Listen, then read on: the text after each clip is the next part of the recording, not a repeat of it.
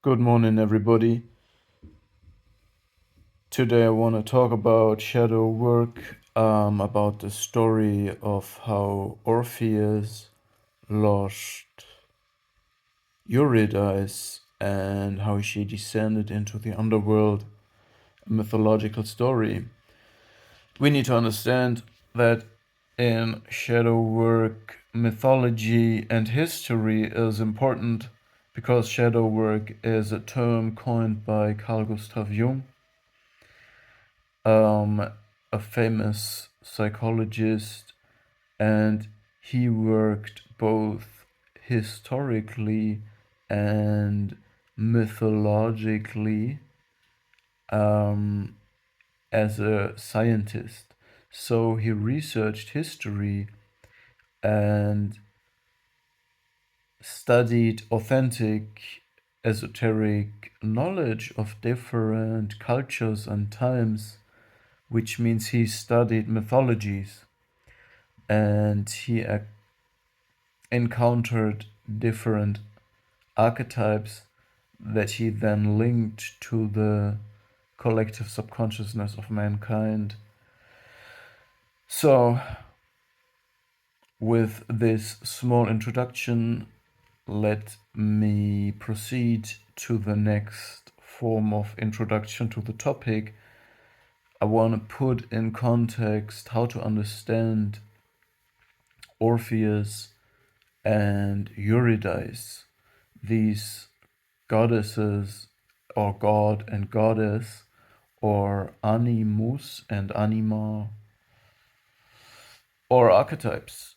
And I would understand them, I would have put them in context as a transformation or different steps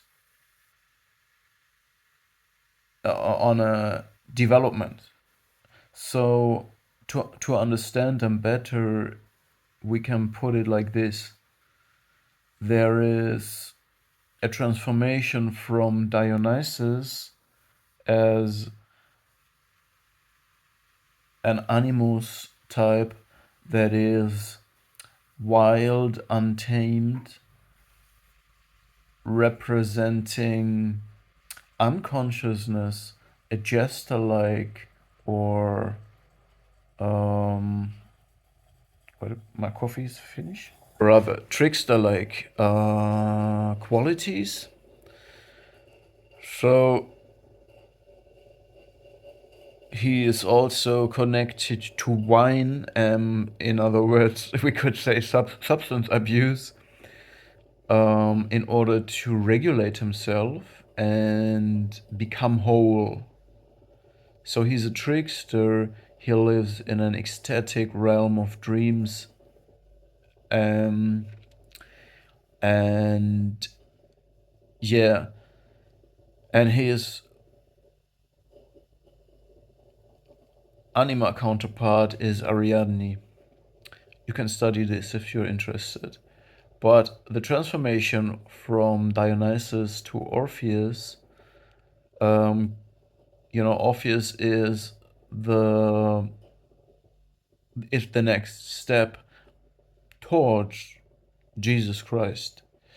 So Orpheus is more introspective, or it is introspective, but he seems to use for self-regulation art, music, but he also shows a strong dependence to Eurydice, which ultimately destroys the relationship between them.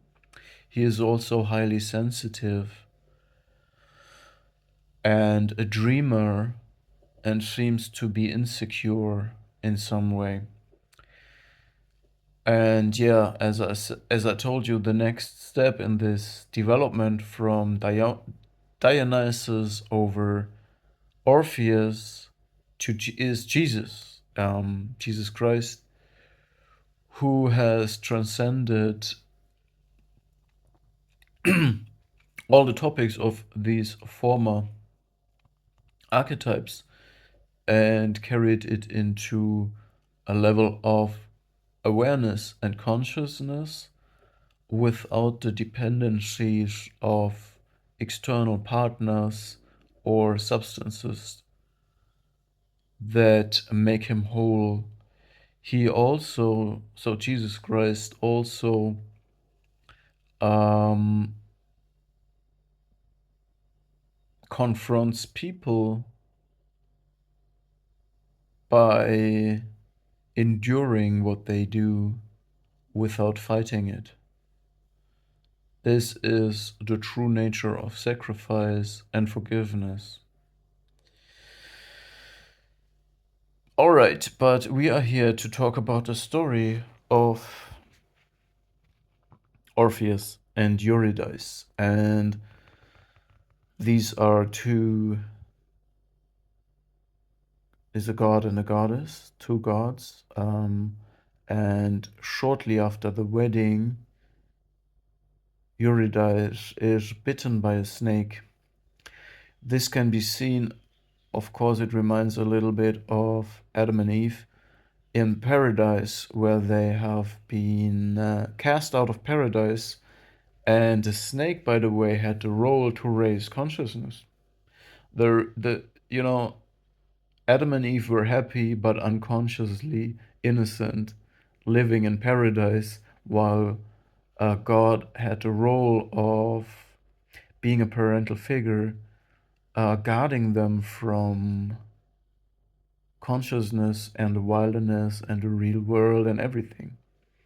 So they were innocent children living inside a protected bubble without consciousness of reality. But the snake raised consciousness of reality and the knowing of good and evil, and suddenly they were confronted with themselves, which sorry, which led to narcissistic mortification and narcissistic collapse. Yeah, no, they then realize they are naked and were cast out of this paradise.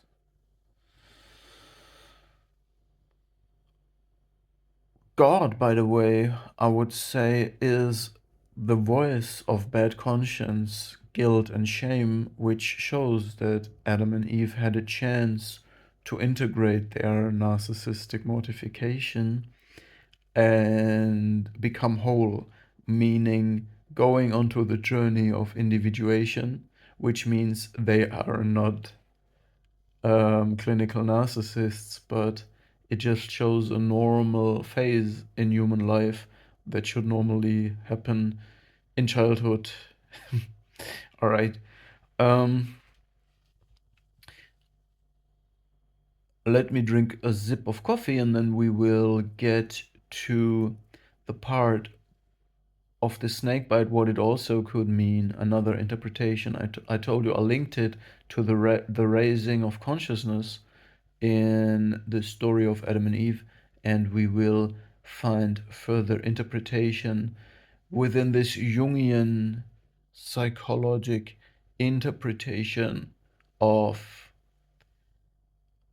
Orpheus and Eurydice, not in paradise, in connection to shadow work and Animus and Anima integration. Back. Yeah, the snakebite can also mean envy, can also mean pride, can also mean envy and pride. I told you that Orpheus seems to have a form of insecurity. He's also a dreamer, a romantic person, as it appears to me. So he is, in other words, also not a bold, like Gilgamesh or Enkidu of the, the Epic of Gilgamesh. He is a highly sensitive, juvenile, immature in some way, dreamer, artist, and a little bit insecure, probably in his masculinity. We see this later in the story. And this could also be reason for the snake to enter into this relationship, into this wedding, into the mind, into the consciousness. It could also mean that there's many interpretations, countless actually. It could be that Eurydice wanted to test him, and this is how envy and pride come into the relationship.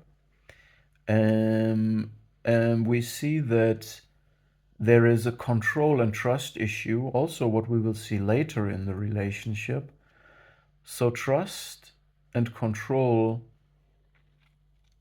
are deeply intertwined. If you have trust, you don't need control. So if you're secure, if you're self-secure, self-confident, you don't need control.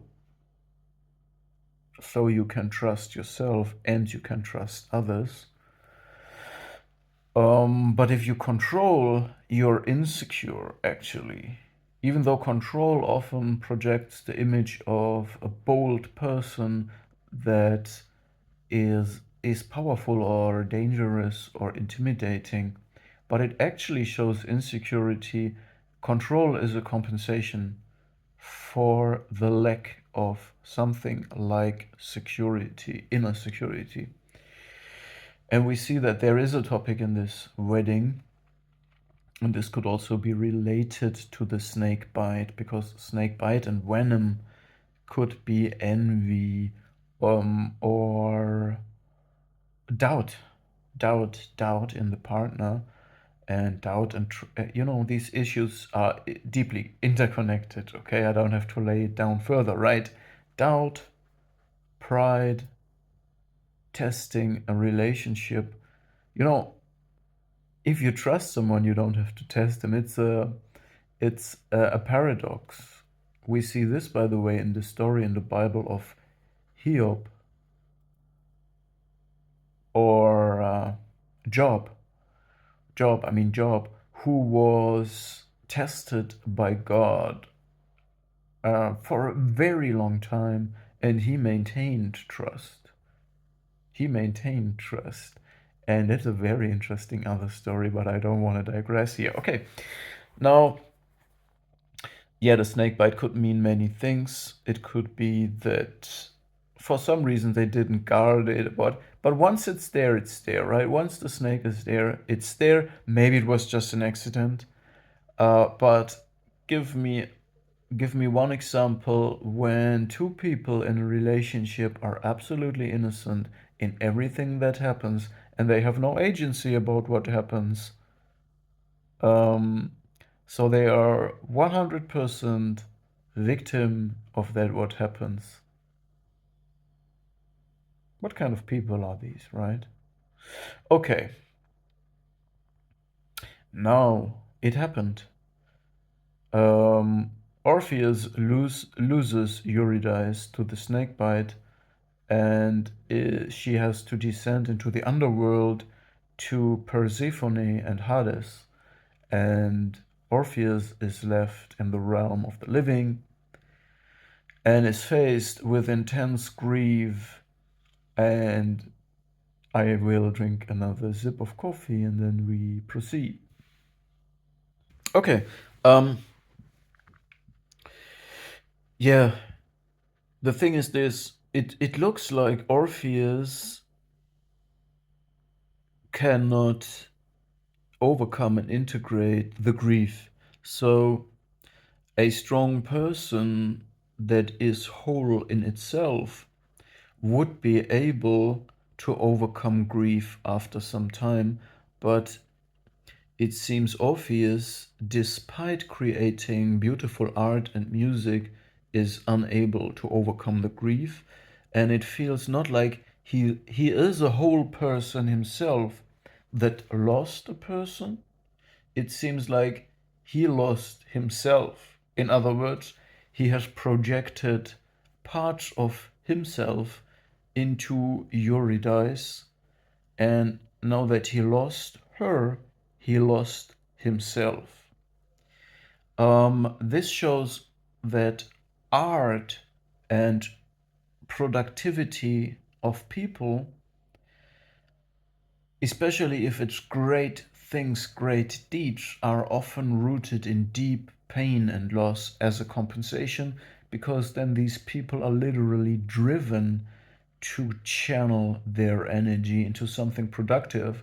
And I want to respect this attempt, or that Orpheus does this, because the joy of many other gods and people is rooted in his pain. So a lot of people benefit from the expression of his melancholic grief that he transmutes into music, but it does not save him. So we see that this anima part that is lost, is not integrated in him. He does not carry Eurydice in himself, therefore he is dysregulated. He needs her to regulate him. He tries to bridge the grief with music and artistic expression, but it is not enough. So he fails, or he has always, or I would say my interpretation here is he never carried this anima that he is dependent on in himself. He represses her inside himself. Therefore, he has this external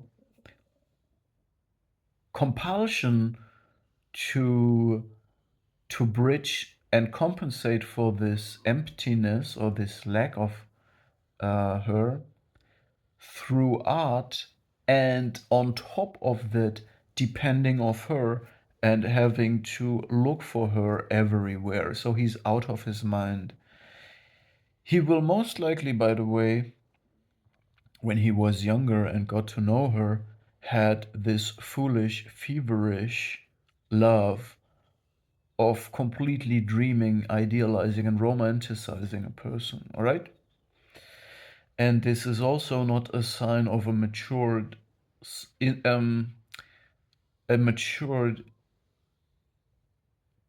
masculine expression of himself. All right, a self-contained person that is calm and knows his own worth and identity. Okay, so now he descends in the underworld because he does not contain that, what he lacks. So he needs to look for this lost part of himself. In the underworld, he projects this shared fantasy of his love that he lost through music, okay? And this music touches the gods of the underworld, Hades and Persephone, so deeply that they give back Eurydice to him. They give him a chance to get her back. But this is rather a teaching for himself. This is now my interpretation. It could be that it is a teaching of them because they sensed that he has not integrated her, and he is now forced by them as archetypal guides. In other words, Hades and Persephone now become archetypal guides to the soul of Orpheus, who is unable to get the message. The message was coming from the snake. The snake gave him, it's an archetype, the snake is a powerful archetype, giving him the message. You need to integrate your anima, and you need to learn to live independent of that what you want. That's the only way you will learn to receive just receive without control, without insecurity. Be self-contained, be self-loving. It's a paradox of love. If you externalize love, you don't love yourself. So this message, he rejected it from the snake, and now he gets the second chance, and that is what happens when you still repress it, when you still are unable to integrate it, when you have a partnership that breaks and you immediately jump into the next distraction, the next partnership, or you want to go back to the same person again. It shows that you choose not to grow from this, not to integrate that, what caused all these problems and heartbreak. You refuse to become whole. Now they give him the next chance and say, you know what? We give if you just stop with this stupid music, we will give you back Eurydice. But please just stop projecting your shared fantasy, your emotional feminine dysregulation. We don't want this in the underworld. You slut. That's what they say. No, it's my interpretation. I'm kidding. I drank too much coffee. And they say, all right, we give her back to you, but don't look back. So they give him a task he can't fulfill. So he has he descended into the underworld, and now he has to ascend back, ascension. He needs to do ascension, which is basically shadow work. Shadow work means to go into an ego death, die, go into the underworld, and then ascend from that in blind trust. And what they say is, she will follow you. This anima that you lost will follow you, but only if you are ready, if you have done the inner work and not only projected your shared fantasy, your immaturity, and embarrass everybody with your high sensitivity and emotional dysregulation.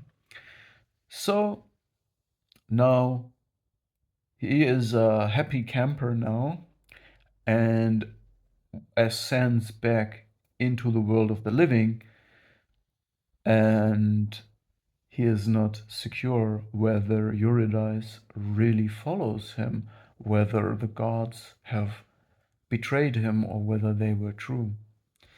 And just before they arrive at their goal, he needs to look back.